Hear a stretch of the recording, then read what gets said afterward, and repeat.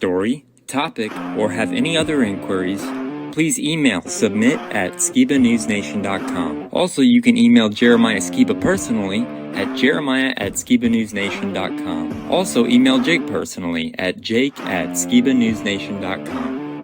If you want to write us a letter, send us something, help support us, or just say hi, please send your letter to Jeremiah Skiba, P.O. Box 560-271, The Colony, Texas 75056. If you write us a letter, I'll do my best to write you back. Hey, Skiba News Nation family, thank you for watching. Please like, share, subscribe, and click that notification bell so you never miss an episode of Skiba News Nation. If you want to help support us, please consider becoming a Patreon, where you will get exclusive content, shoutouts, and much more. And you can also support our channel by getting yourself some new Skiba News Nation merch. Thank you for coming on this journey with us as we continue to stay on the quest for truth.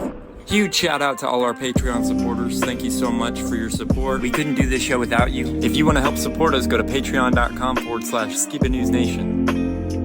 Also, you can listen to Skiba News Nation podcast on your favorite podcast platform.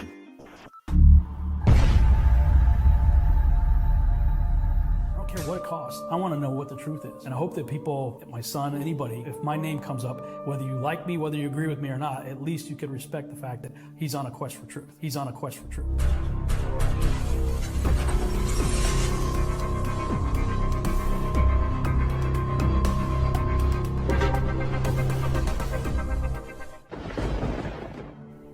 Welcome to Skiba News Nation, bringing you unfiltered views, news, interviews, discussions, and more. And now, here's your host, Jeremiah Skiba, award-winning musician and son of Rob Skiba.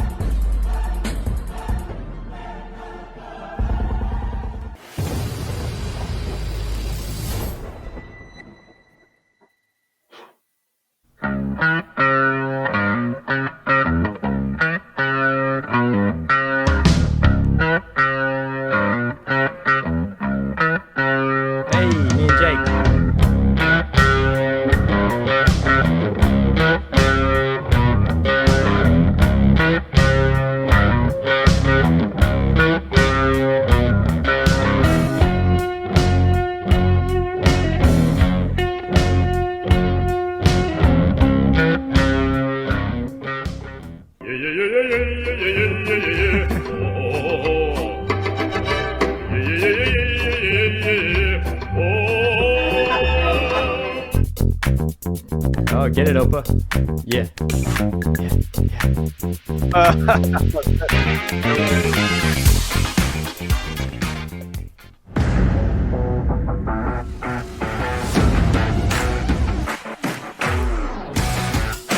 Yes, my dad was that much of a badass, for sure.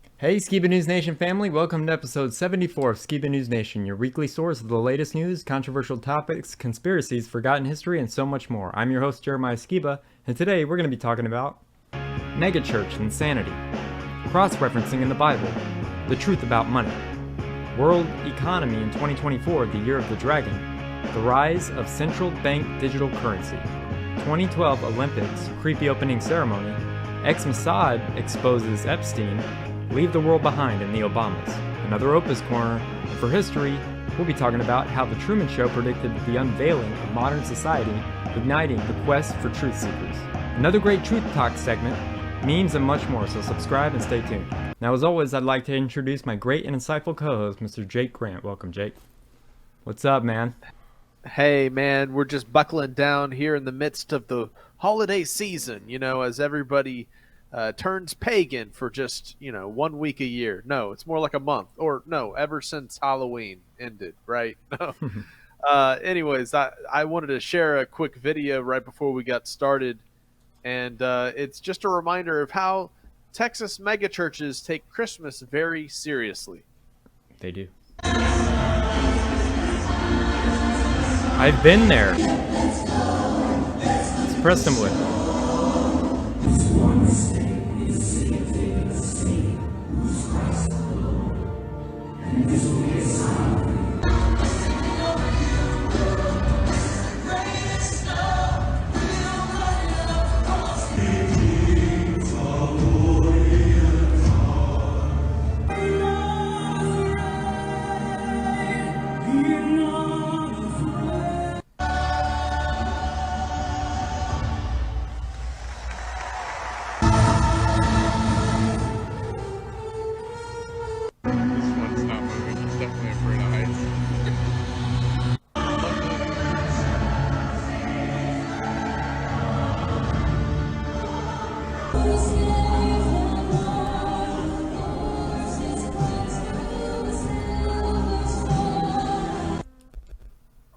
Dude, I have been to that exact show. I know where that church is. It's right down the road from here. Just down the street from us, and actually that's not a current one. That one now is in Branson, but we went to that one.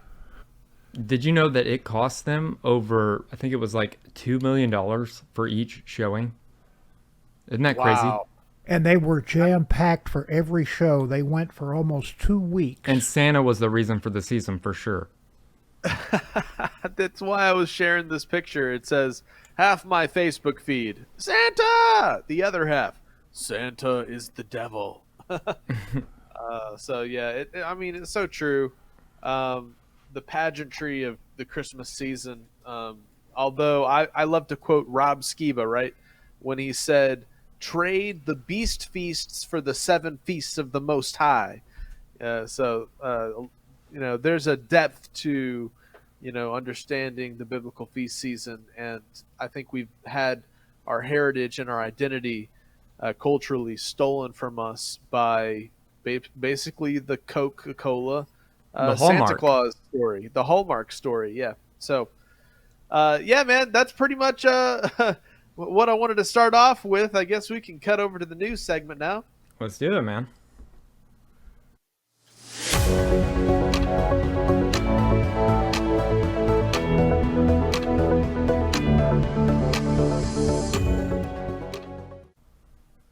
All right.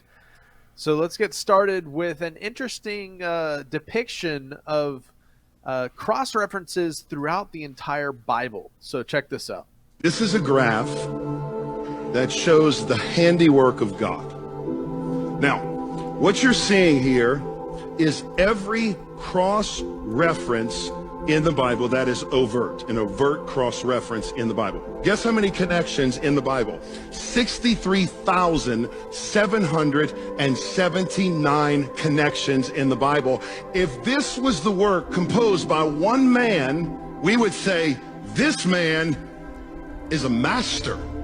What a masterpiece. He's a master composer. The problem is this is written by 40 different men over 1,500 years on 3 continents, Europe, Asia, and Africa, in 3 different languages, Greek, Hebrew, and Aramaic. And the entire book tells one united story. It's all connected together. Friends, the only answer for this, young people, listen to me. The only answer for this is God. Period. You find me another book in all of human civilization that even scratches the surface of this. So there's your answer for people out there who wonder why we look into the biblical narrative, because it's the hope, it's the faith that somebody throughout history had the fortitude to pass down an accurate depiction of the past. And I know people have said history is written by the victors, but the biblical narrative seems to have a divine message upon it throughout time. And that's why it seems to be such a significant text. And then there's people like us that once we come to believe that the biblical narrative is the ultimate kind of telling of biblical principles and spiritual, revelations about the Almighty, then we can look into other texts that confirm almost a mythological worldview, which is amazing. Did you know that the Bible, quote unquote, talks about mermaids, Jeremiah? I didn't. Mermaids are fascinating, though. I think they're fascinating. Yeah, it depends on what Bible you read. Like the Ethiopian Bible, in the Ge'ez, that one would depict this, but as well as all the ancient writings that we have kind of come to explain that mermaids are actually creatures that were talked about in the book of Enoch and in the book of Maccabees, fourth Maccabees. So I thought this was super interesting. And Uriel said to me, "Here shall stand the angels who have connected themselves with women, and their spirits, assuming many different forms, are defiling mankind, and shall lead them astray into sacrificing to demons as gods. Here shall they stand till the day of the great judgment, in which they shall be judged till they are made an end of. And the women also of the angels who went astray shall become sirens." So could that perhaps be to escape the judgment of the flood? They became these water witches, these primordial witches that were taught the dark magics and secret knowledge from the Watchers. So that's why we like to look into the biblical text, because it validates figures throughout history that seem to reverberate through many different cultures and religions, but we have a more crystal clear kind of explanation that doesn't lead us down some false religion like the worship of Molech or Baal, or any of these false entities that have been worshipped throughout history, that some are spiritual principalities, some are deified man.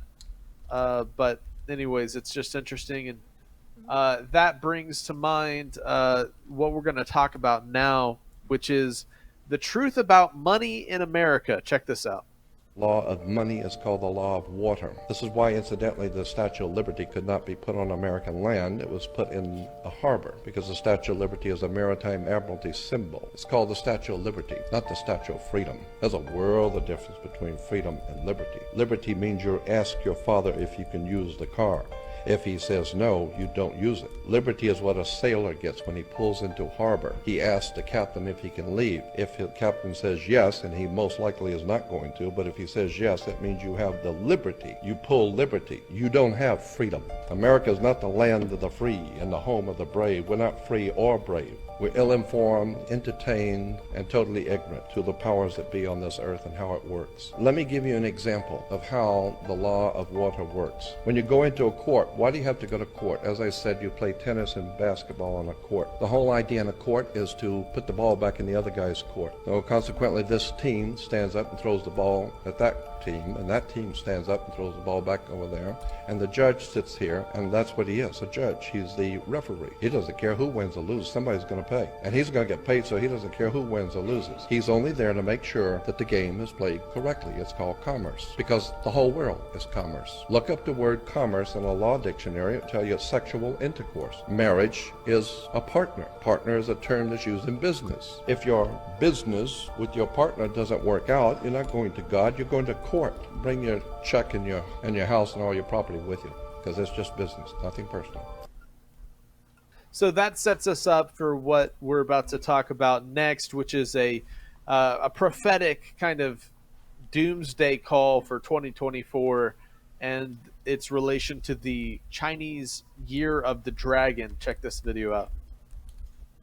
What's going to go on with the world economy? Tell me. We're going to have a reset in 2024. Every time we have a dragon year, that's usually when the reset comes. Last time we had a big major reset was 2000 with the dot-com bubble, and that was also a dragon year. The Fed is going to have to introduce their Fed coin because a lot of other countries don't want to deal with the dollar anymore. So the Fed's going to have to do something, or it's going to be the U.S. military because they have to protect their dollar. The reason that America is the world superpower is because the petrodollar system, that is crumbling. At some point, the Fed's going to have to basically step in and be like, you know what, we're going to have a Fed coin. And for that to happen, a lot of these other coins have to die first. All right, that sets us up for how a digital currency is coming into play. And what's funny is not everyone is afraid of their government. Like here in the U.S.,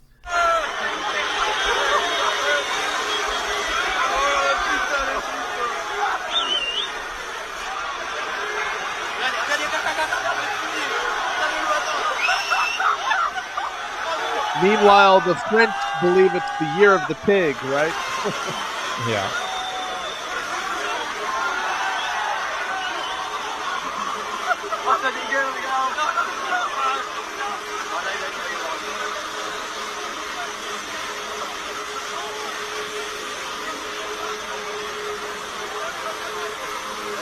Check out this next video, which is the economic nightmare Alex Jones predicted and talked about. Schwab says, we're going to make the world collapse. We're going to have everybody turn against each other. We're going to blame the political classes that we own and control. And then when we're done, we'll bring in our new solution. But first, they have to demolish the cultures and societies that we had before with the fentanyl, with the open borders, with the demoralization. And then they bring in their next phase, which is a high-tech, cashless society, robot, drone-controlled nightmare. All cars will have to have GPS. Everybody by law will have to have a cell phone at all times. And that's the admitted global UN standardized plan. When it comes to BlackRock and we see all the shifting of money and the BRICS nations and such, and we see the conflict in the Middle East, people can get overwhelmed with what to pay attention to. And I thought this next video, in a great way, helps us focus in on the most important locations in terms of economic transfer of goods and trade. Check this next video out. I want to ask you if you believe that the collapse is orchestrated in order to bring in central bank digital currencies. And do you think, you mentioned a timeline to me before that was anywhere from 2 months to 3 years. What is the realistic, what are the realistic steps that you think they'll take to get us there? The system is going to collapse of its own weight. And if you know that it's going to collapse, wouldn't you like to introduce a system where you're in control of the new system? So that's what I believe is going on. They can't, I don't think, a lot of people say, oh, are they doing this on purpose? Well, it was going to happen anyways. So that then it would be a lot easier to introduce a central bank digital currency. And so banking becomes like a utility pretty much owned by the government and linked to the central bank digital currency. And then from there, once the central bank digital currency is linked to all your credit cards and bank accounts, then social controls can be implemented. You can't have, if you're a dissenter. And once central bank digital currency is linked to all our credit cards and bank accounts and social accounts, that's when we can see more levels of control. But in terms of World War III, here's where to watch in the world in terms of the trade and shift of economic power. There's a battle going on that's well above what everybody realizes. There's a battle going on for the channels. Whomever controls the channels in our world controls the trade and controls the consciousness, the ruling consciousness of the world. And so currently there is a battle being fought in the water, and any means will be used in order to control the waters. So watch the water as we move forward. And what you see occurring in the water is not going to be what they say. I'll always tell you the truth if I think it's safe enough to tell you. My name is Lara. I remember the future. How do you remember the future? Yeah, I know, right? But so yeah, I think that was significant, is to watch the canals, because she makes a good point. We had in our previous segment covering the Gaza Strip and how they were looking at that area for creating a alternative to the Suez Canal. So And, just remember that all of these agendas, pushed by the World Health Organization and such, and the UN and all the governing bodies that are represented therein, they foretold a lot of things in the 2012 Olympics. Check this clip out. 2012 Olympics opening ceremony has to be one of the most creepiest performances I have ever seen. I'm talking about the one done by the National Health Service. The performance starts with hundreds of hospital beds all over the stage, and there's nurses reading them bedtime stories before they go to bed. After they're done reading them the bedtime story, they eventually tuck all the kids into bed. Once this is done, they do this interesting little dance, and then it cuts to the scene where there's this girl under her covers reading a book, and when everyone's asleep, the demons start to come out. The camera that was reading the bedtime story then gets lured up by this massive demon that spawns out of nowhere. Say what you want, I don't care what children's book or children movies this is from, this is flat out creepy. Demons just become like possessed. They all start doing this weird robotic motion of dancing. The stage was made up of newspaper headlines, and there were subliminal messages all over the flooring. It's hard to read them, but you can go watch the original video and look at them yourself. During that event, I kind of scarcely remember watching that and being like, oh, that's really trippy. But of course, we're making a lot of Alex Jones since there was a lot of discussion about him coming back on Twitter last week. Well, check out how you act when you walk into the grocery store and all your original DNA is still intact.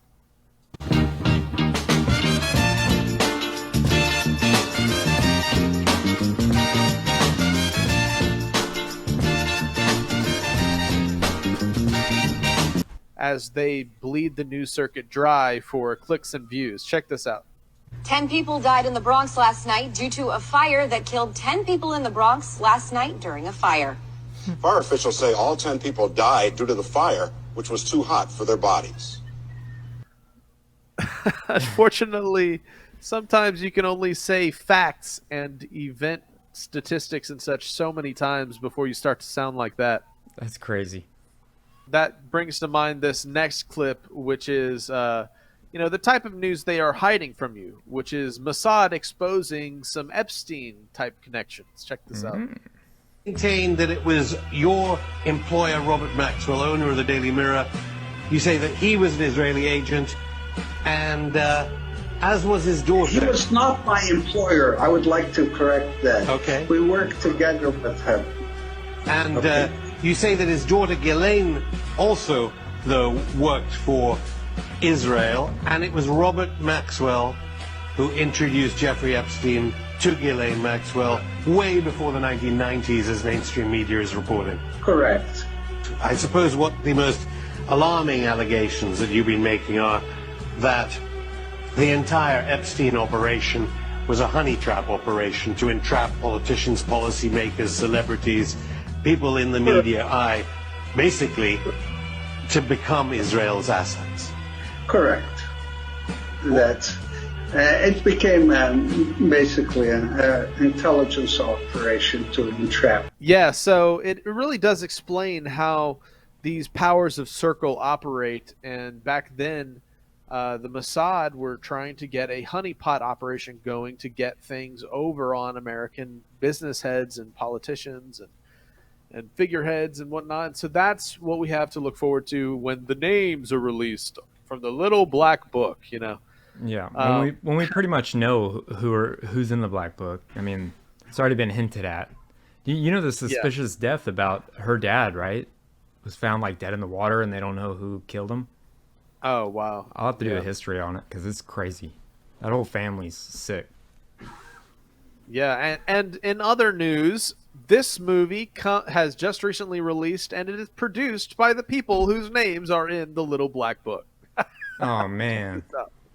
Latest big Netflix movie is called Leave the World Behind, and the story is depicting exactly what the World Economic Forum told us in July 2020. A major cyber attack. And who are the ones dropping the news in the movie? The same crooked news media. They're even telling you how electric cars can be controlled remotely and crash whoever they want, whenever they want with self-driving technology. And that's real. Now for the ones who don't know, remember these words: predictive programming.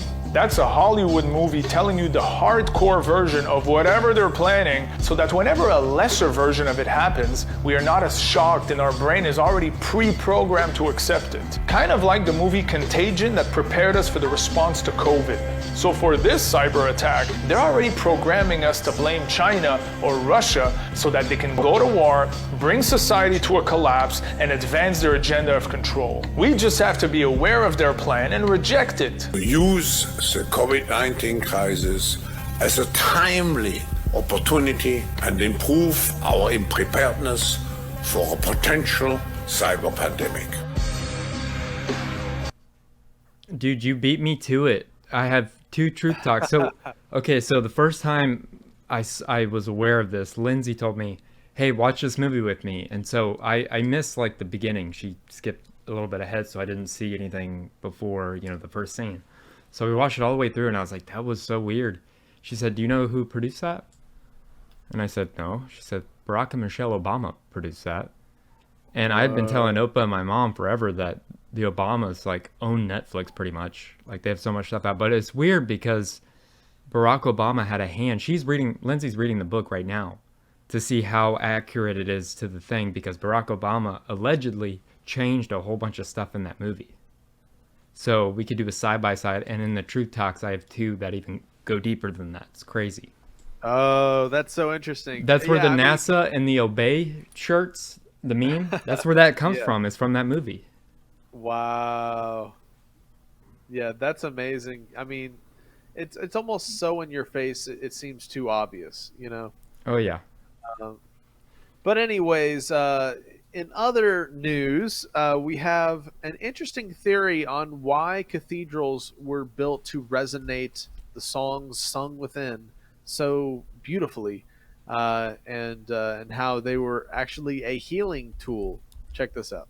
Churches and cathedrals were never built for religion and places of worship, and I'm going to show you exactly what these were built for. Now, churches and cathedrals display cymatic patterns in their windows, and cymatics are patterns made by frequency and sound. These windows display high vibrational healing frequencies, and some chapels even have songs encoded into their architecture. Now, this is what cathedrals look like on the inside. Clearly, this is not set up and designed for people to all be sitting and listening to someone all the way at the front.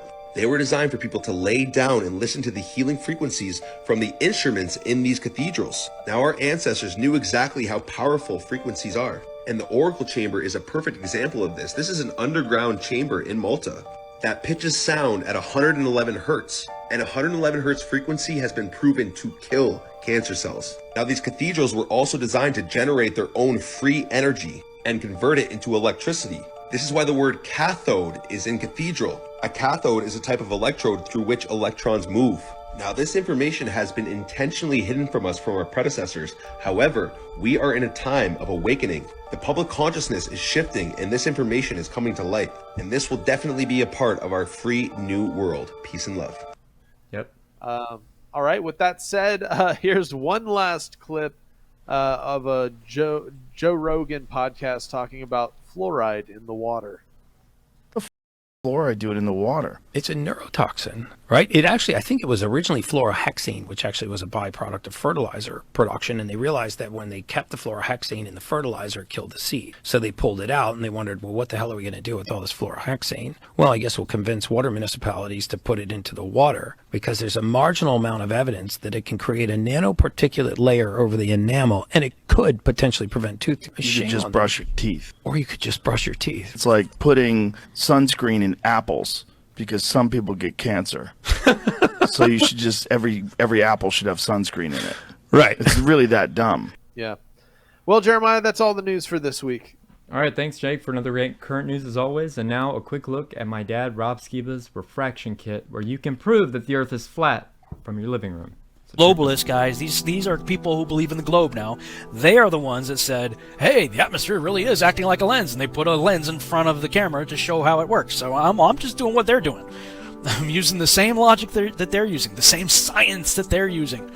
And, science is all about testable, observable, and repeatable data, right? So, to alleviate the problem of distorting the edges because the magnifying glass ring is too small, and I got these plastic magnifying sheets and came up with another way of doing the same thing, using the sheet right here. Set the city up, a little cutout of the city, and now I've got the big magnifying glass sheet.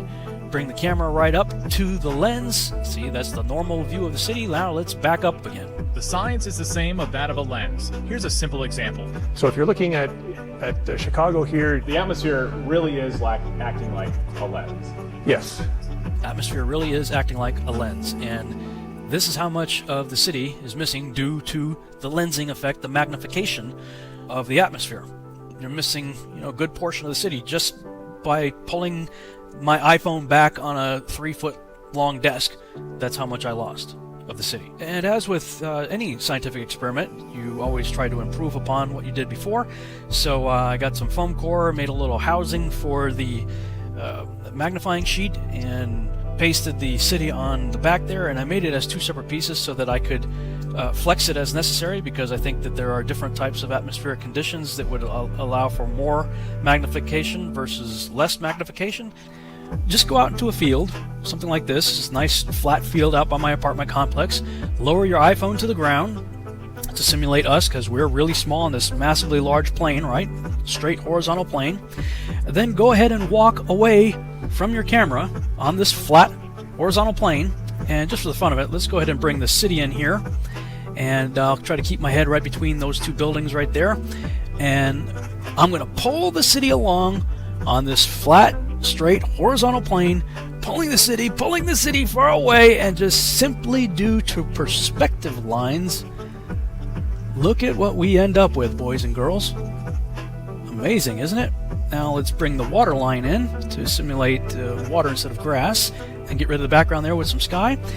Now let's slide our little city over here, put the big city back in, and, well, just due to perspective lines, this is how much of the city magically disappeared. So based on what we've just seen here, apparently all you either need is atmospheric magnification, refraction, or perspective lines. Either one or all 3 can easily account for the obscuring of the lower parts of cities, and ships for that matter, with no need of curvature whatsoever. But just as sort of a bonus round, if perspective works for ships and for cities, I guess it would work the same for the sun too. So maybe this explains sunrise and sunset on the flat Earth. Works the same way. Perspective. Pretending my face is the sun. There you go.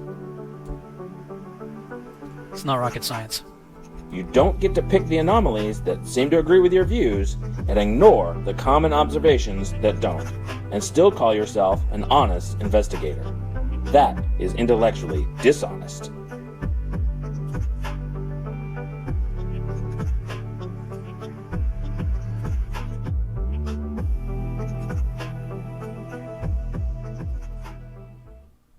Now, as always, the refraction kit link will be in the description. And before we move on, Opa, can you pull up that picture of me? So this is fun, guys. Me and my mom were interviewed by the great Eddie Bravo a couple days ago for his show Look Into It, that'll be on Rockfin. And he agreed to be on Skiba News Nation after the New Year's holiday, or whatever you want to call it, after the new year. So we had a blast. I didn't know how much he actually loved my dad's work, and it really shows in the episode. So stay tuned for that. Go subscribe to his Rockfin so you can watch that. And yeah, it's about that time for all new Opa's Corner. Take it away, Opa.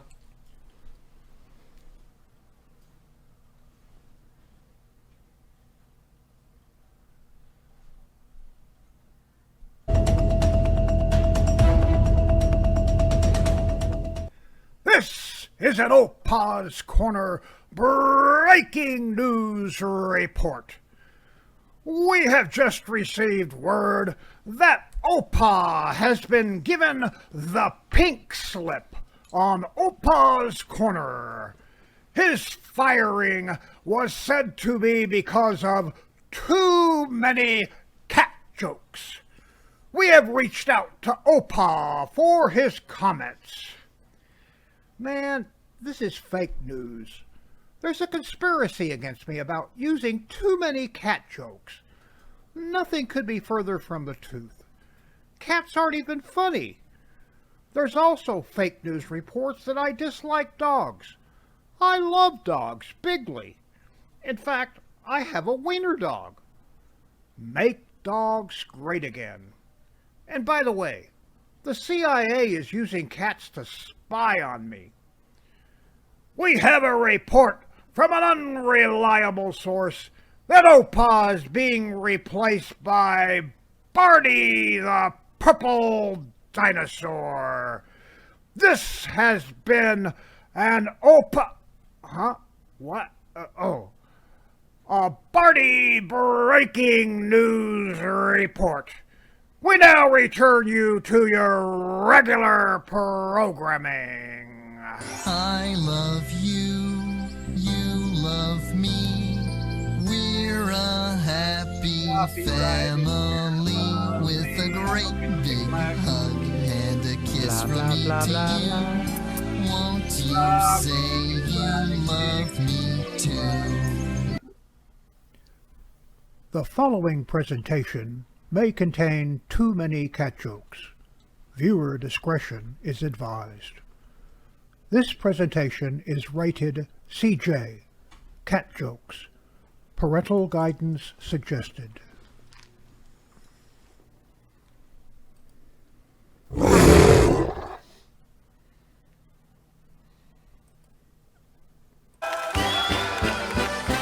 Mein Hut, der hat 3 Ecken.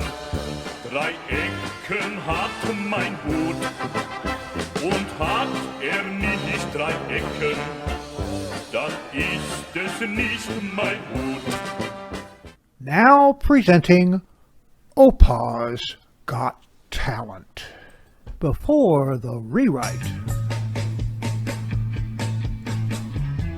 Baby, you can ride my bike, because it's you I really like.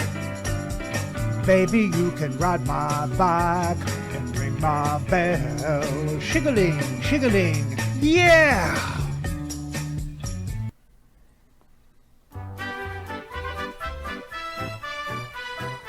Just as long as you fit, then you might as well sit. It's a box world after all, it's a box world. Charlie loves that ride.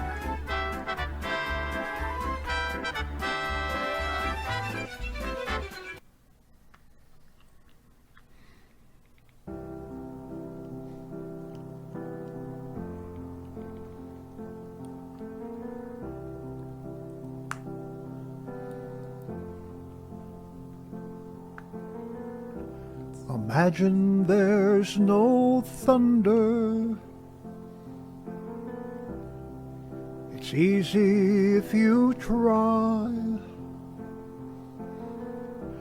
No hellish noises coming from the sky. Imagine all the people not using fireworks. This song gets me every time.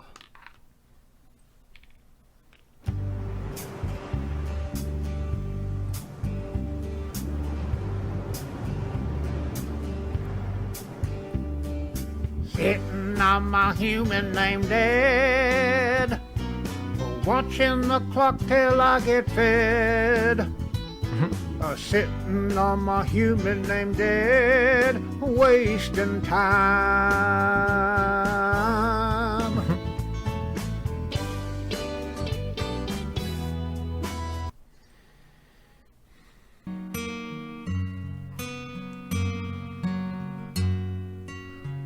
just call out my name, and you know wherever I am, I'll ignore you. I don't give a dang. True. Winter, spring, summer, or fall, I won't respond to your call. I'll ignore you, yes I will. You got a cat. You've got a cat.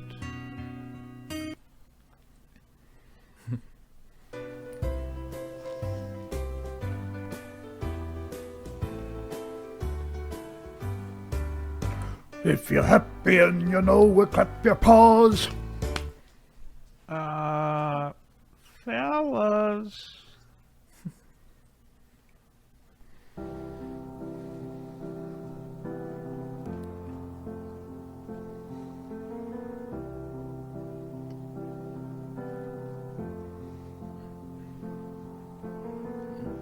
Imagine there's no kibble. It's easy if you try. No disappointment because your food's not dry. Imagine all the people giving us wet food. This guy is a visionary. Johnny Cats.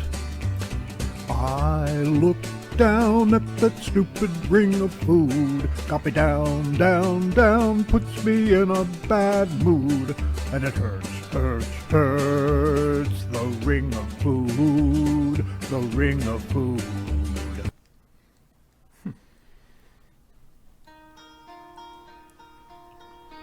Hello, dark meat, my old friend. I've come to gawk at you again.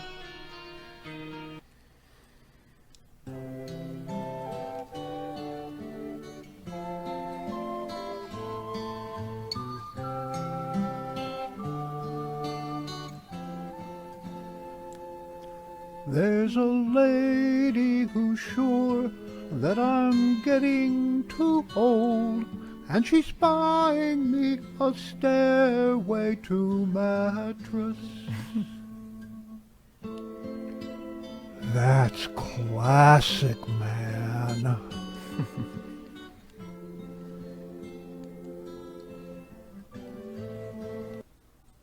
Hoping to lighten its image, the IRS now has taxpayers play musical chairs to determine who will be audited.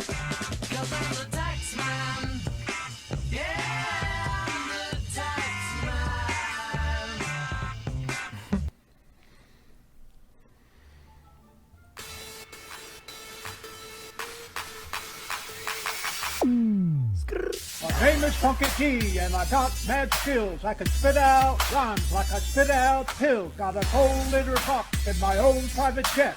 I always make it rain, but I hate getting wet.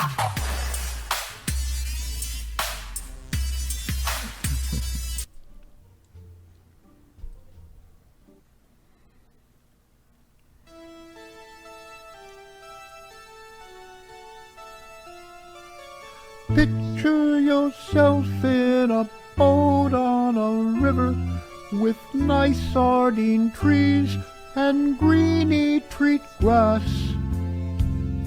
A human calls you, of course you don't answer. You're too busy licking your... Lay off the nip, Max. When I find myself in times of trouble, like when I scratch the brand new chair, I think these words of wisdom, I don't care. I don't care. I don't care. I don't care. I don't care. I think these words of wisdom, I don't care. I don't care. I don't care. I don't care. I don't care. I think these words of wisdom, I don't care.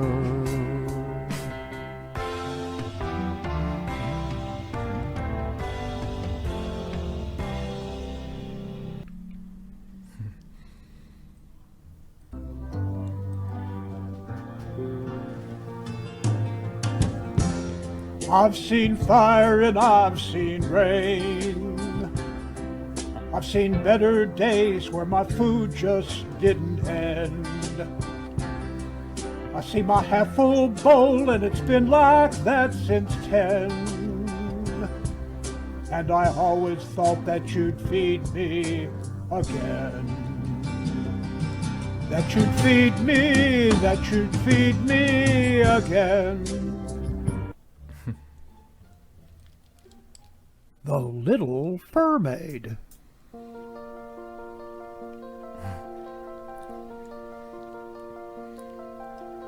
Look at this stuff. Isn't it neat? All of these claw marks from my 2 front feet. Wouldn't you think I'm the cat who scratched everything? Sirens, bro. That's accurate. Rick Catsley.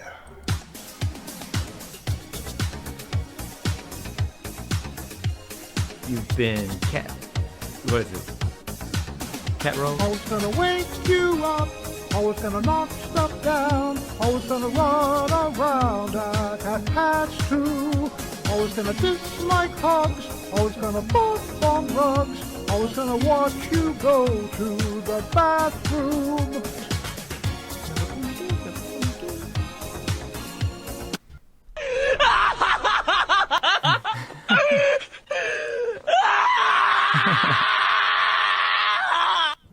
Silent night, holy night. I hear you.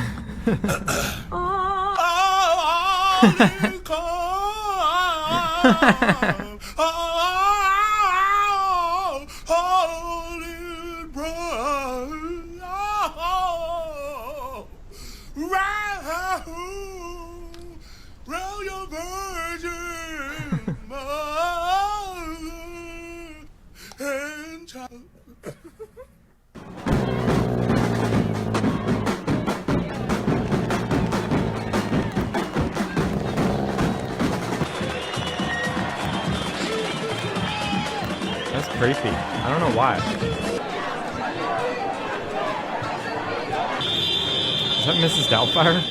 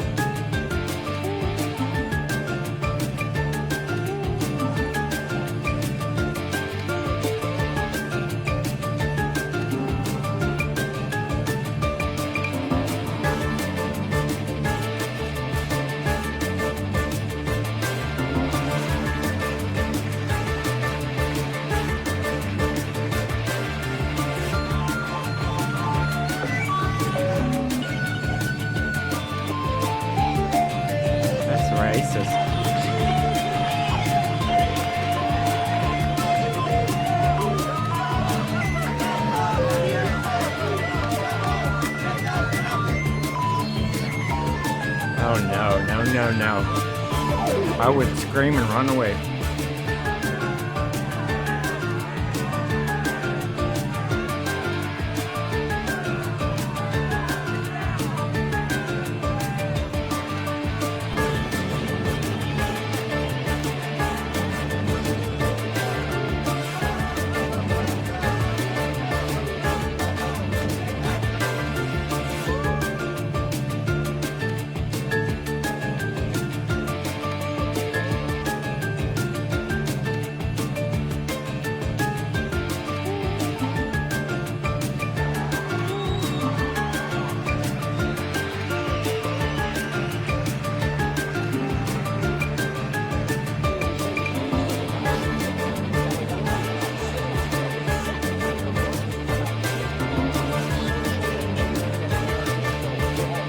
definitely a Baphomet.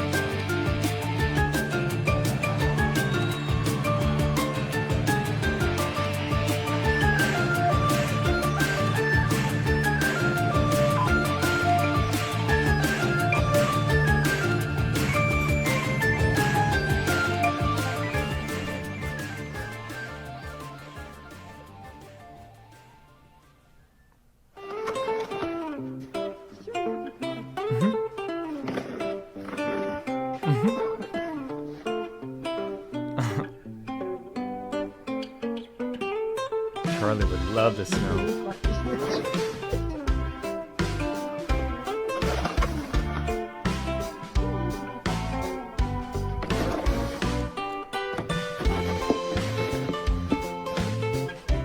All my friends know the low rider. The low rider is a little higher.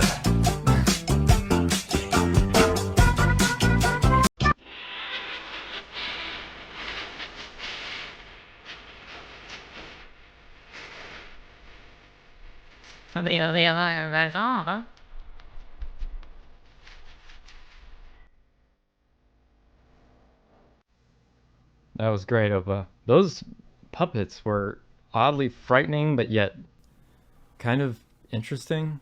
But I'm offended that there weren't any cats. There were dogs, but there were no cats, and I'm offended. And you should make a puppet, whoever made those, and make a cat, because I'm offended. And you gotta obey what I say, right? Because I'm oppressed. No, but that one in the snow, it's funny. Charlie's the only cat I've ever known that likes water. Plays in the water. Weird. Very dog-like, right? Anyways, thank you, Opa, for another great Opa's Corner. And now a word from our good friend and sponsor, JJ. Are you tired of living in constant pain? Do you feel like you've tried every CBD product on the market with no relief? Look no further than JJ's Natural CBD Rub. When I was diagnosed with degenerative disc disease, this was the only product that completely took my pain away. Working with JJ has been a dream come true, and his products have completely changed my life. Don't just take my word for it. Visit JJ's website, jjcbdrub.com, and read hundreds of testimonials from people whose lives have been changed by all of JJ's amazing products. And now, as a Skiba News Nation exclusive, you can get $50 off a 3-pack special of JJ's Natural CBD Rub by texting CBD to 920-382-7720. Don't suffer in silence any longer. Take control of your pain today with JJ's Natural CBD Rub. Again, text CBD to 920-382-7720 for an exclusive discount and start feeling the relief you deserve. The links are in the description below. Now, I was informed yesterday JJ has lip balm, veggie CBD capsules, bath bombs, bath salts, sugar scrub, and so much more. So just text him and tell him that I sent you. So it's time for some history.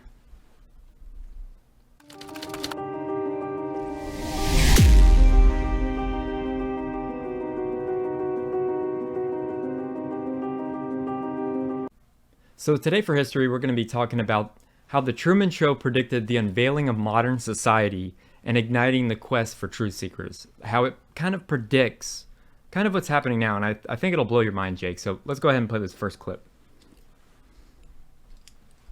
The Truman Show is one of my favorite movies. It's incredibly rare for a film to be as funny, cohesive, beautifully paced, and rich in detail as The Truman Show. However, it's even rarer for a movie to go beyond this and give accurate prophetic insights about the world. 20 years later, and The Truman Show's allegorical message is more relevant than ever. But the only way we can truly understand its meaning is by diving into the story. The film begins with a monologue from Christoph, who sets up the main premise of the movie. Truman is the unwitting star of a reality TV show centered around his life. Truman, a child abandoned at birth, has been brought up to believe that he is a normal guy living in the idyllic town of Sea Haven Island. However, Truman's entire world is a lie. All the people he knows, including his mother, his best friend, and his wife, are all paid actors. Sea Haven Island is also fake, and is in reality just a huge set enclosed by a massive dome. This gives Christoph, the director of The Truman Show, almost complete control over Truman's world. This ranges from the ability to control the weather, to the day-night cycle, and even the stars in the sky. Truman's every moment is broadcast around the world, with extra funding from the show coming from product placement. From the start of the film, we see a camera implanted in Truman's bathroom mirror, where Truman is pretending to be an explorer whilst getting ready for work. It's as though this is just another regular day for Truman, with him saying hello to his neighbors, making a coffee, and getting into his car. But just as he's getting into his car, a stage light drops from the sky right onto the road outside of his house. Truman then walks over to inspect the light and sees that it says Sirius on it, referring to the brightest star in the night sky. But eerily, on his drive to work, the radio starts to run a story about a plane wreckage falling from the sky in order to explain the light. Here's a news flash just then. An aircraft in trouble began shedding parts as it flew over Sea Haven just a few moments ago. It then starts to talk about the dangers of flying, which is one of the first of many subtle ways that Christoph tries to influence Truman into staying on the island through fear. He is being subconsciously controlled by the radio. This subconscious manipulation then continues throughout the film. Like when Truman is asked by his boss to deal with something that will require a boat trip. By doing this, the boss is setting up Truman's aquaphobia, as we see he is unable to even get in the boat. A phobia that's later revealed to be another subconscious manipulation of Truman. This whole day feels very strange for Truman, so he hurriedly comes back to his wife Meryl, who then conspicuously shows off her new kitchen tool that she bought at the store, showing it off almost like she's advertising it. It's a dicer, grater, peeler all in one. Never needs sharpening, dishwasher safe. Truman becomes suspicious, and when out with his best friend Marlon, Truman's behavior starts to be off, and he brings up his desire to leave and go to Fiji. Marlon catches that Truman is starting to wake up, so he quickly shoots down the idea. He doesn't want Truman escaping. That would break the whole game. In the next scene, we see Truman go off to spend some time on the beach, where he remembers the tragic boat accident that seemingly killed his father and gave him his aquaphobia. Christoph then even heightens Truman's misery by adding a specific path of rain to follow Truman, and with Truman's breakdown growing, we see the audience's engrossed reactions. It's all these early scenes that serve to illustrate that the fictional Truman Show can only function when Truman buys into this false reality. The Truman Show, therefore, has to make sure that Truman can't escape his cage, or even see that he's in a cage. If he knows that he's in a cage, the whole game collapses. The ways that Christoph keeps Truman deluded are the most striking aspects of the allegory. The most obvious and egregious of these is how Truman is kept complacent by exploiting his deepest fears. For example, Truman's aquaphobia works perfectly to keep Truman on the island. Christoph even risks Truman overcoming this fear when he sends Truman to unsuccessfully board the boat. The fact that Truman can't overcome his phobia only reinforces this. Truman is also constantly barraged by propaganda and subliminal messages to induce a fear of flying. There are constant reminders of the dangers of flying. It takes this rampant fear-mongering to keep Truman's delusion alive. However, this time the propaganda starts to weaken. Truman still fantasizes about taking a flight to Fiji. His aquaphobia is still strong, but it's revealed that this is most likely because it originates from the undressed guilt over Truman's father's death. But it's not just the fear that influences Truman. The control that Christoph has over his world is total. Everything Truman takes in on a daily basis is designed with a secret purpose. The TV he watches reinforces the message. The media always has headlines directly promoting whatever they want Truman to believe. Even the people that Truman talks to on a daily basis spout the same canned lines and positive affirmations. Propaganda is seeping into every aspect of Truman's life and society. You thinking of flying somewhere? Nope. Oh, good. A lot like its infiltration of our society. Just like Truman, we're always bombarded with propaganda just to keep us complacently unaware of the delusions of modern ideology. So, Truman's life is full of propaganda, just like our lives, you know? And does the dome symbolize the firmament? I don't know. It looks kind of similar, I mean, to the depictions that we see. And do all the mistakes symbolize glitches in the Matrix that are so many times posted on TikTok and stuff like that? I mean, I don't know. These are just, I'm just asking questions, you know? So now we're going to be talking about how the mainstream media makes us feel like we're in a bubble and tries to tell us what to believe so we can stay in that bubble. So let's check out that clip. Every day society tells us who we are, what we ought to do, and who our enemies are. Just like Truman, we're encouraged to ignore the clues that we're living in a lie, where we're made to still become wages in the matrix, and then everyone who buys into the societal delusion helps perpetuate it. This means that lots of well-meaning, rational people are swept up to become mouthpieces of a failing system. The cracks are present in both reality and fiction. They just exist solely on the personal level for Truman, rather than the societal level that we're starting to see. But what is the society-wide delusion? Well, in The Truman Show, it's obvious and literal. It's the premise of the movie. The Truman Show is a reality show. But how does this translate into our real world? Well, this is where it gets interesting. The habitus is a tool used by sociologists for describing the ways in which a society's culture functions. Society rests upon an enormous amount of unset rules and expectations. These are often performed without thinking about them. It's more like a learned skill than a conscious decision. Bourdieu, the French intellectual who brought the term to prominence, often compared it to sports. People tend to know the rules of the game. For example, it's generally accepted that when you're finished at the supermarket, you return your shopping cart. There's no personal reward or egotistic incentive, it's just a learned polite expectation. In the context of the supermarket though, it's very important. The whole system would collapse without it. Some abstracts of the habitus are nearly invisible because they seem so natural to us. Even your taste in music or food are influenced by the habitus. This is because the cultural expectations that the habitus instills go so deep.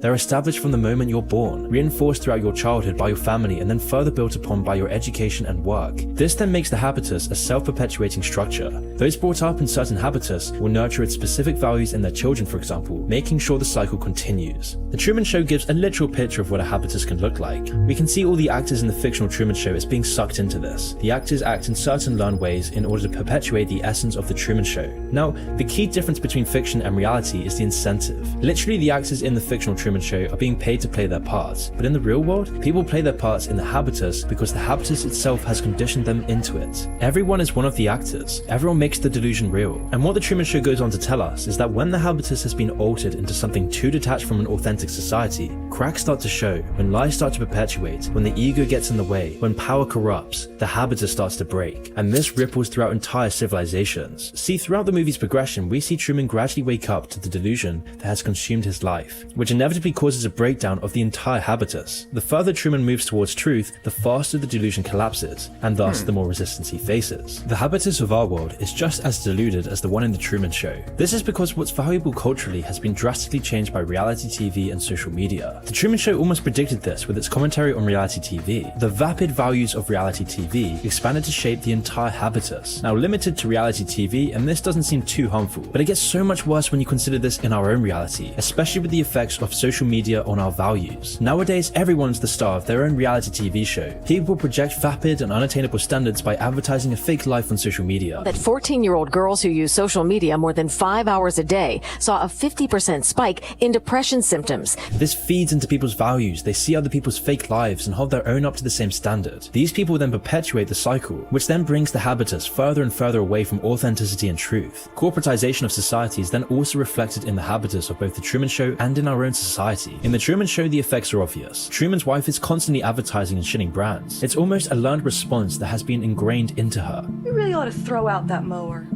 Get one of those new elk rotaries. Which is why at this point, Truman is actively interrogating her on the lie that they've been living. In response, Truman's wife defaults to an almost robotic speech about a coffee brand. This is the habitus failing. Truman's wife is so deeply submerged in the Truman Show delusion that she has no other response. She just keeps reading the same script. But it's so much worse in our own society where our habitus is so heavily corporatized, with corporate values being held in such a high regard that we value our careers more than our families. So we as human beings have been conditioned by the mainstream media into being actors for the elite. That's just my opinion. I mean, everybody has made the delusion real, and not us truth seekers. I mean, we woke up, but at one point we were those actors. And social media today has completely destroyed modern society, and they're making everyone into their own star in their own reality TV show, where we all live in our own freaking bubbles, and makes people too scared to even, look for the truth. They're too scared to seek the truth. So let's go ahead and play this last, I think this is the last clip. Yeah, 2 more clips. Okay, we're going to have to cut that out. All right, well, let's play this next clip. Truman's suspicions of reality are then brought up again when his father, who he assumes is dead, shows up on his way to work dressed as a beggar. Dad? Truman's father is then quickly whisked away on a bus, but not before Truman sees his face. He realizes something is up, so he goes to talk to his mother, who tries to explain away his father's reappearance by suggesting that he's just crazy and hallucinated it. This time, it doesn't convince Truman, who also notices how often his wife name drops brands. As Truman starts to go through his old things, the movie flashes back to Truman's college years and a chance encounter he had with a woman named Lauren. Lauren's meant to be a background character, but the two sides meet across the room. They share a conversation in a romantic moment on the beach. Lauren then goes out of character to try to reveal to Truman that his whole reality is fake. Listen to me. Everybody knows that. Everybody knows everything you do. They're pretending, Truman. Do you understand? Everybody's pretending. Lauren, who reveals her real name as Sylvia, tries to explain that Truman's world is a lie, but then again she stops short by a man saying he is her father and that she's just talking nonsense. As Truman starts to think back to this, it's revealed that he still longs to see Sylvia, with him even recreating her face from fashion magazines, because Sylvia is the only thing that's real in this fake world. It's then later revealed that Truman is obsessed with Fiji, as Sylvia is reported to be moving there. Truman then starts to see more and more suspicious things. His radio specifically describes his every move in an apparent malfunction. Okay, he's making his turn on the Lancaster Square.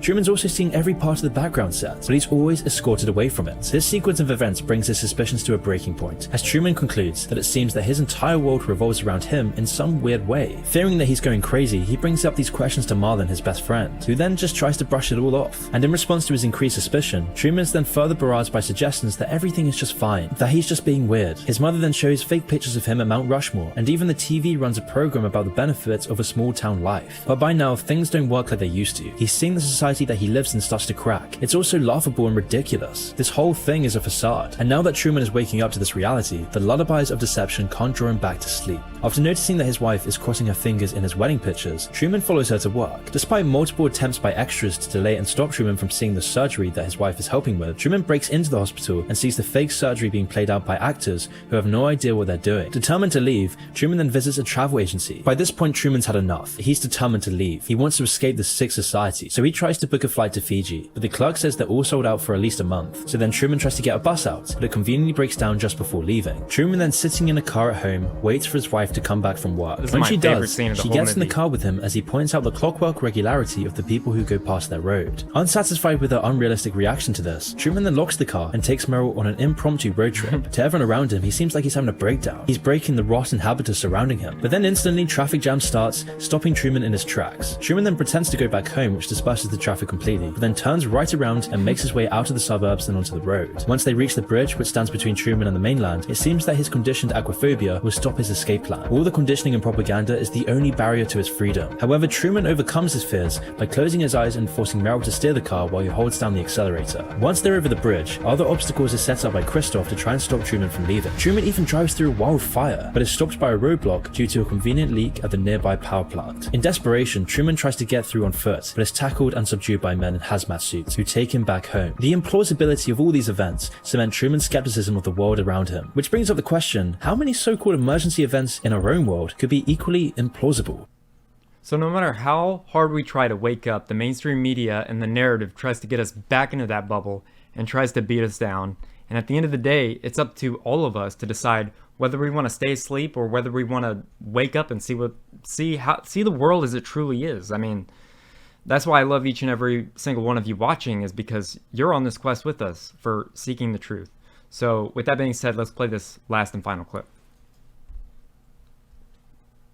All the lies told by our media, all the false narratives pushed onto us, all the divisions sowed by algorithms in the news, all these layers of fallacy that have been embedded into every aspect of society. We all have the means to stop this nonsensical fictional reality that we abide by, and yet we choose not to confront it. When anyone does, they are breaking the habitus surrounding them, which threatens the whole house of cards that society is built on, which is why true authentic reality is always outrunning our apprehension. So then how can we ever know the truth when the lens we look through is tainted by a corrupted habitus, tainted by all the models of distractions that we don't even acknowledge? If we can't comprehend true reality, we no longer know what truth is. We don't have a grasp on what our values really are. And it's this flattening of our values, of our society, of our culture that dampens our outrage and emotion. Everything becomes muted by our postmodern reality. In The Truman Show, Truman's deserved outrage at the cage he has been trapped in is never tapped into. He's never angry, instead he's always left in a state of confusion and distraction. He's meant to feel crazy by searching for the truth. This is because for the show to be successful, it relies on Truman and his beliefs belief in the society around him. If he starts questioning this, then society goes down with him. So society has to prevent him from questioning the habitus he is surrounded by. And are we any different? Is this why we live in a culture without soul or value? Where everything we think and do is shrink down by reductionism, where the phenomena of nature, personality, the essence of life is just reduced to statistics and banal labels. Our world is filled with mystery and wonder. It's filled with adventure, but our world is being reduced to nothing more than a banal, monotonous cage, numbing us into this bored, flaccid, apathetic state, which is what the Truman Show tries to show us. Once home, Truman is now feeling like an animal in a cage. His wife, unable to calm him down, offers him some coffee with a less than subtle product placement. Truman immediately senses out the fact that she is performing for someone, and so he confronts her about it. He's starting to reject this ridiculous reality he is surrounded by, and because of this, he seems crazy, which is why then the actor of Truman's wife begins to break character and pulls out a sharpened kitchen utensil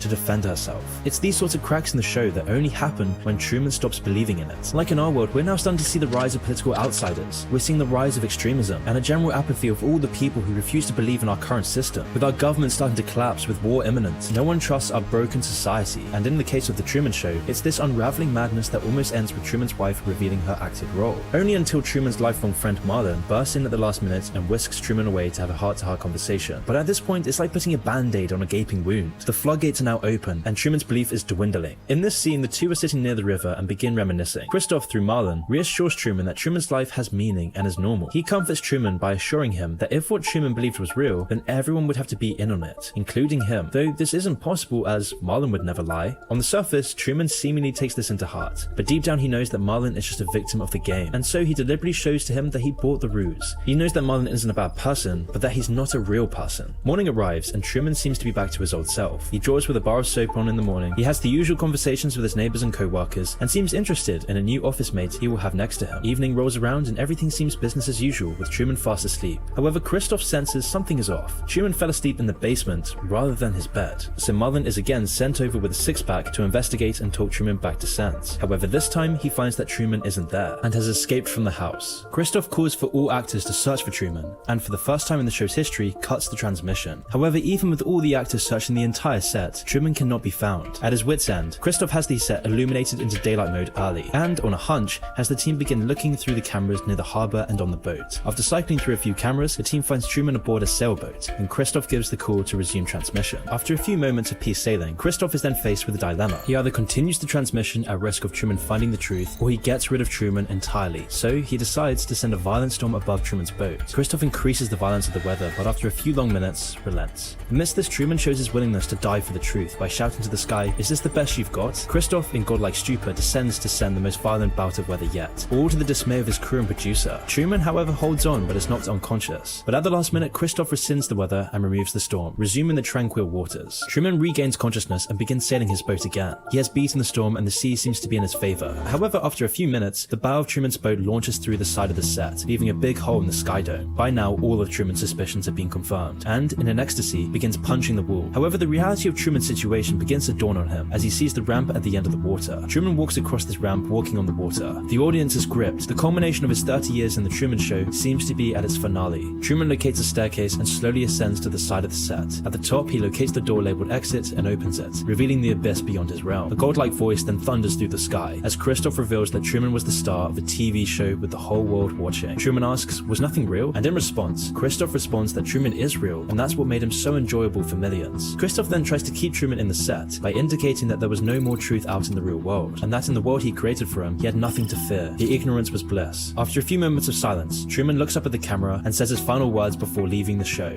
Good afternoon, good evening, and good night. It's Truman's overriding impulse to return to what is real that makes the entire show fall apart. His drive to understand true reality is enough to bring down the false reality he'd been living in. As he goes through the door, this symbolizes Truman taking back control and turning back on a sterile, hollowed-out reality. And today, we're in the same process. The increasingly ridiculousness of our society and the habitus that we're servile to is beginning to crack. With our world, economy, and culture crumbling into the ground, we're seeing a rejection of this tired system. We're seeing new waves of younger generations dropping out of the workforce, rejecting the habitus imposed on them, and millions taking the untrodden path, which is causing society to reach a crossroads. We're faced with a new path because those in control of our reality are now making a new one, a path of metaverses and virtual AI reality to take us astray from our current world, and the other path is a reversion back to what is truly felt. But whichever path we take, our belief in society is falling apart. The cracks are starting to show everywhere you look, and the game is collapsing in on itself. So the question is, where does it go from here? No, that's the $1,000,000 question. I remember the first time I watched this movie, it messed me up. I didn't know what was real and what wasn't because I had been lied to so many times because of the mainstream media. And I mean, that's why we all need to stand together and question everything, because what is real? We have to search for the truth, because none of us, what we're being told is not the truth for the most part. But if we all look for the truth, we can find it together, you know? So what are your thoughts about it, Opa? I thought that the movie was extremely entertaining. It was very eye-opening, and hell, I'll watch it again and again. Yeah, very, very interesting movie there. And I feel like you're really good at exposing that in what's happening in today's, in the current news. I mean, you do a great job of showing, hey, this is what they're telling us and this is what's fake. I mean, that's the whole reason why we do this show, is to expose what we see as truth and hopefully what you guys see as truth, right? Yeah, Everybody's absolutely. Truth. Yeah, I think it's such an interesting journey to go on, as we investigate all these different topics. Yeah, man. All right, well, it's time for some truth talks. You're going to like this.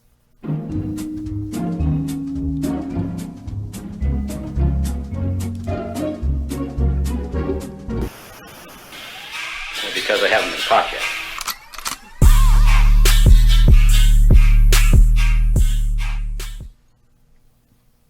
So before we get into it again, like I said, Jake, you kind of covered it, because the first two clips are about the movie Leave the World Behind. So it's going to go kind of deeper into that. Thank you, Lindsay, my girlfriend, who found these clips, because, I mean, we were wanting to make TikToks and expose it for you guys before anybody had made anything about it. Like right when it first came out, but we wanted to make sure that the book and the movie were different things. But let's go ahead and play the first Truth Talk. People are saying that this movie had a lot of satanic symbolism in it. Now, if you haven't seen this movie already, it's called Leave the World Behind, and it's about America's enemies joining together to take down the country. They do it in a 3-step process: isolation, disable all communication, transportation, leaving people deaf, dumb, and paralyzed; synchronized chaos, which is terrorize them with covert attacks, disinformation, and no clear enemy; third, civil war and collapse. Now, from the start of this movie, you see a blatant 666 right in front of your face. And in the promotional poster, people are saying it says, "I am Baal." Who is Baal? A demon that Christians believe in. He's basically Satan's head demon. Not to mention, this movie was produced by Barack and Michelle Obama. Are people just reaching, or is something big coming? Now, I found that interesting because did you know that they have a production company called, I forget the name of it, but normally before the movie, it'll say their company name, but this one said Barack and Michelle Obama. So they purposefully put their names in there for whatever reason. Now, there's a second clip to that. Now let's play that one. So a lot of you saw my last video about the movie Leave the World Behind, and I said it had a lot of demonic symbolism. So we went and found more. Like on the emergency TV broadcast, the map of the United States has a hidden QR code. My phone camera couldn't really read it though because it was so blurry. And the screen in the hidden bunker had numbers on the screen that looked like they were spelling die 666. On the other screen it reads the numbers 0917 and the time 2:04. Could something be going on September 17th, 2024? I mean, as long as you see it and don't say no, to them it's consent and their hands are clean. I mean, just look at all these images before that big event happened many years ago. But then again, I could just be reaching. I don't think so. What do you think about that, Jake? Yeah, that's interesting. I mean, every year they seem to have different predictions, and so one year someone's bound to get them right. Yep. All right, let's play another one, Opa.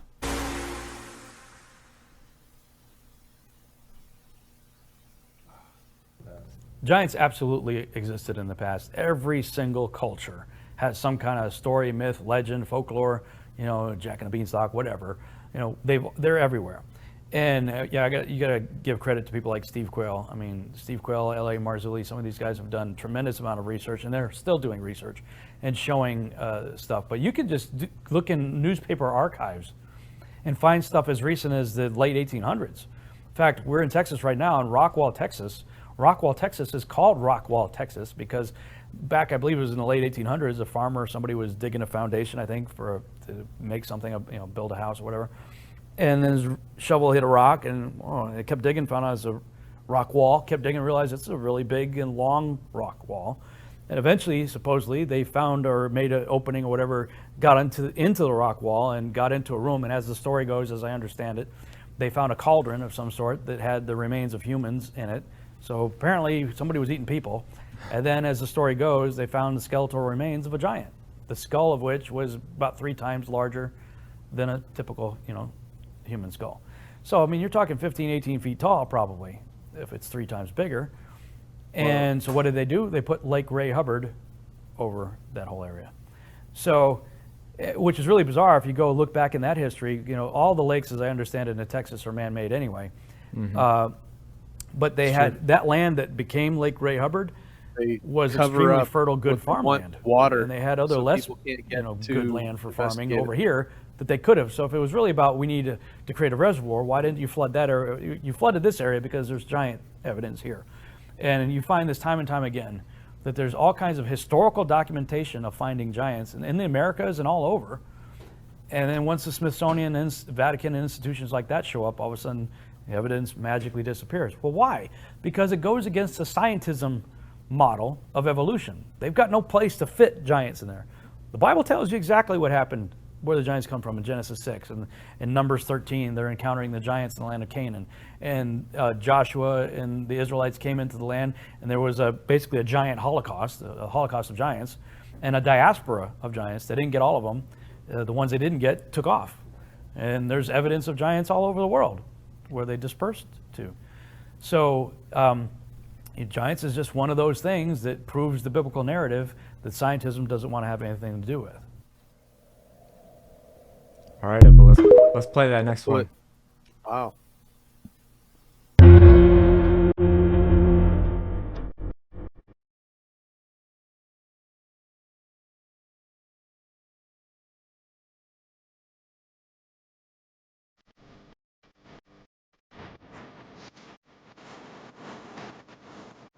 Look at all those giant tools.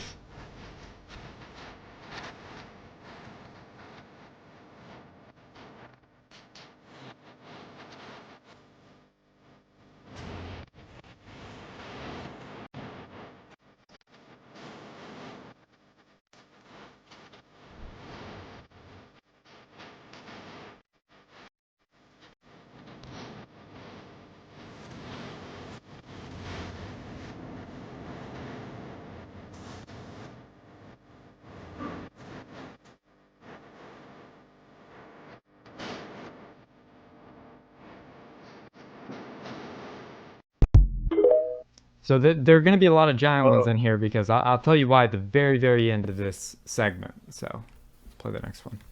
Did you guys know that our team is the There's our only buddy, team L.A. on the Marzulli. planet, the only Christian team on the planet, hold on, to actually do a deep dive?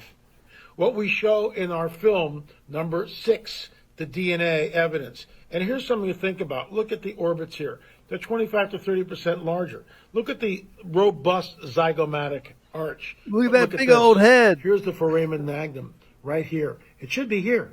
So you can cradle board a baby all you want. You cannot move the foramen magnum from here to here. It's all the way back in the occipital plate. LAMarzulli.net, LAMarzulli.net. What are you waiting for, folks? Dive in. 13 books, 27 films. Now I'm so happy that L.A. Marzulli is finally getting on social media and like doing these TikToks and shorts and all that. I don't know who's running it, but whoever it is, they're very interesting, and we love L.A. Marzulli. So, all right, let's play that next one. And in those days, there were giants in the land, and the sons More of giant the proofs. angels of God looked upon the daughters of men and found them fair, and took of them wives, and their sons became of old great men of renown. So they have been mixing with us on a genetic level since the time of Enoch and Ezekiel's will.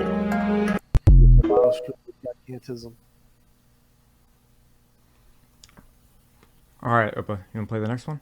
Paramount Studios, that mountain is Mount Hermon? Yes. So supposedly the mountain is actually a mountain in the United States or something like that. But Yeah, we know the that they beginning of all put the movies, symbolism man. and they show things in our face. And it shows, if you Stars, watch the Paramount logo, you know, the beginning of the movies and stuff, it shows fallen Remember the stars guy at the coming top, down, okay? hovering over the waters, and then they go around a mountain and they congregate. Well, if you read in the book of Enoch, that's exactly what they do. They fall down, they congregate around a mountain, and they make a pact.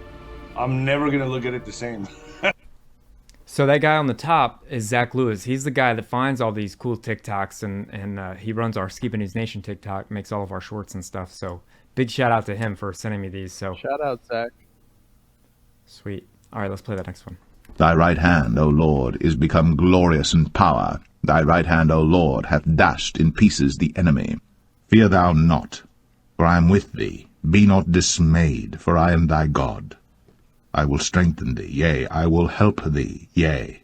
I will uphold thee with the right hand of my righteousness. And I looked, and there was none to help. And I wondered that there was none to uphold. Therefore mine own arm brought salvation unto me, and my fury, it upheld me. My righteousness is near, my salvation is gone forth, and mine arms shall judge the people. The isles shall wait upon me, and on mine arm shall they trust. O sing unto the Lord a new song, for he hath done marvelous things. His right hand and his holy arm hath gotten him the victory. Show thy marvelous loving kindness, O thou that savest by thy right hand them which put their trust in thee from those that rise up against them. Mine hand also hath laid the foundation of the earth, and my right hand hath spanned the heavens. When I call unto them, they stand up together. Hath not my hand made all these things? Isaiah 53. That the sayings of Isaiah the prophet might be fulfilled, which he spake, Lord, who hath believed our report? And to whom hath the arm of the Lord been revealed? The Lord hath made bare his holy arm in the eyes of all the nations, and all the ends of the earth shall see the salvation of our God. They remembered not his hand, nor the day when he delivered them from the enemy. For he supposed his brethren would have understood how that God by his hand would deliver them. But they understood not. And thou, Lord, in the beginning hast laid the foundation of the earth, and the heavens are the works of thine hands. And when I saw him, I fell at his feet as dead. And he laid his right hand upon me, saying unto me, Fear not. I am the first and the last. I am he that liveth, and was dead, and behold, I am alive for evermore. Amen. And have the keys of hell and of death. So, Jake, was that kind of cross-referencing in the Bible? Yeah, great. That's really cool. It connects with that video I showed at first with how many things are referencing, this common theme of the coming Messiah and the redemption. And, it's really interesting that you had that segment. That's cool. All right, Opa, let's play the next one. Lindsay sent me this one.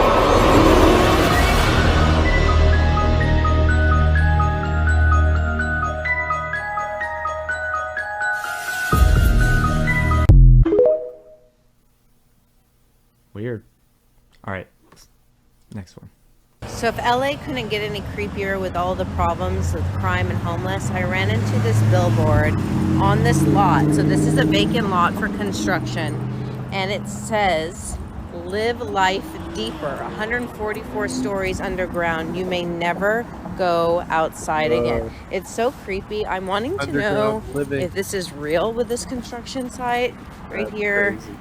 West Hollywood, Beverly Hills adjacent, a controlled access community, 24/7 security, residents only amenities, a new standard of sustainable living, but it's all underground. Live life deeper. The world's first and only completely subterranean residences. Terrifying. I feel like it's a horror movie. It's so creepy. That is creepy. Was that the last one, Opa? Okay. Well, I shared all those giant ones because this is the cover, guys, of the upcoming Seed comic book that I finally finished. And I'm not going to give anything away, but it's a little subtle hint, if you catch my drift. Oh, that's cool, man. All right, Jake, you got some memes for me? Yeah, I got a few. All right, meet me up. I know you're a little younger than I am. I've adopted the attitude of the great Negro Leagues, went on to become Negro.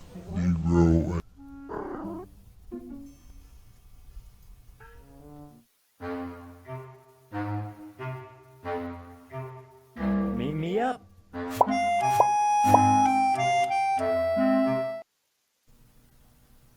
Hey, look, everyone, it's Joe Biden. That's accurate. Yep. All right. Bring me Solo the Wookiee. Bring me Solo and the Wookiee. It's your Thanksgiving dinner chicken or whatever. Just a reminder from good old Morgan. You're not grown up until you know how to communicate, apologize, be truthful, and accept accountability without blaming someone else. Very Thank true. you for your wisdom, good old Morgan. Morgan Freeman. And this is the wisdom from the left, right? This person thinks you're in a cult. Yeah, we got all the repage here. Don't be surprised if hell is full of people you thought would be in heaven, and heaven is full of people you thought would be burning in hell. Yeah, maybe don't judge based on outward appearances is a good principle. But also the question of what is heaven and what is hell, because we all go to the grave. So there's kind of the understanding of, we all go to the grave at some point and we await a coming resurrection. So, but you would be surprised. Well, apparently Jeffrey Dahmer accepted Jesus Christ as his personal Lord and Savior right before he died. Oh my God. That's the truth. So does that mean that he's going to be in heaven? All That's right. a true thing. I guess we will find out. If Dude, there. what? He's going to eat me. That's yeah, I guess we'll see. In other Ew, news, gross. beef jerky is just a cow raisin. Changed my mind. You had to bring up that last guy A right before I Dahmer showed raisin. this. Yeah. Oh, that's terrible. All right. Leaving the thrift store on payday. Hey Siri, why don't my relationships work out? This is Alexa. Oh man, yeah.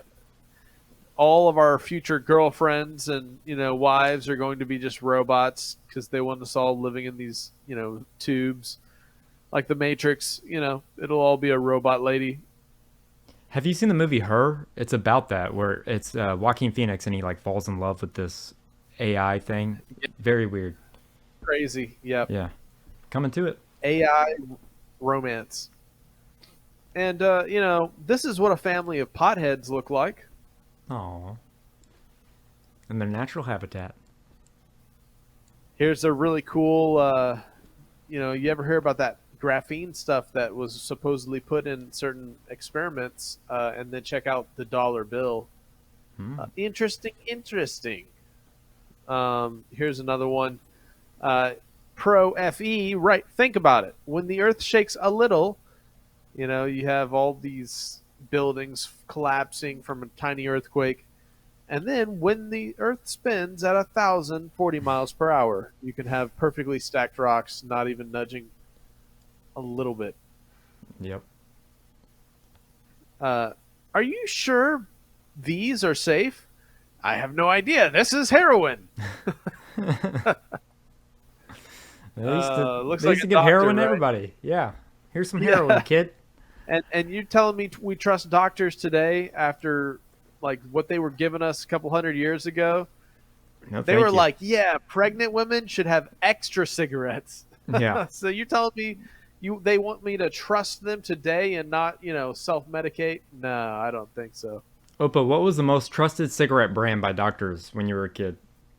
Gee, I don't know. Maybe Camel. Winston or Camel? Camel or Camel. Winston. Lucky Strikes. Most Yeah, approved by that's doctors. Lucky Strike means more something. LSMFT. All right, well, that's all the memes for this week, Jeremiah. Jake, thank you for another great current news and memes as always. Opa, thank you for another great Opa's Corner. I hope you guys enjoyed today's episode. And never quit fighting. Let no man deceive you. Thank you for standing alongside us as we fight for justice and we continue our quest for truth. Subscribe and stay tuned.